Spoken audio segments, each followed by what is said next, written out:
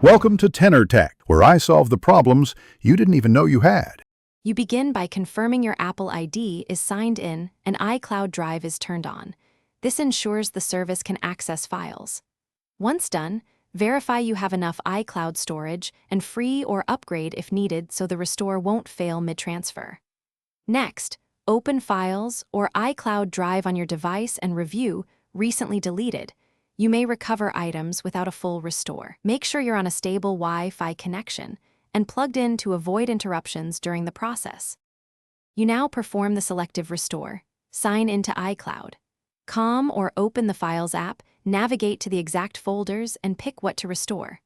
Once you select items, use Download on iCloud. COM or drag and drop within files to copy them back to local storage. This prevents overwriting current versions. For extensive libraries, restore in batches so transfers complete reliably. Retry any failed batch. Make sure to preserve folder structure while copying, because that maintains app links and avoids duplicate conflicts later. You finish by validating that restored files open correctly and timestamps match expectations. This confirms integrity. Once done, re-enable any app syncs you paused and let iCloud reindex.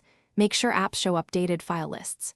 If files are still missing, check iCloud Drive settings, recent deleted, and any other linked devices where items might live. If persistent errors occur, capture error messages and device logs, then contact Apple support. This gives them the details needed to resolve account or server issues quickly. Thanks for watching. Subscribe to keep your life in tune.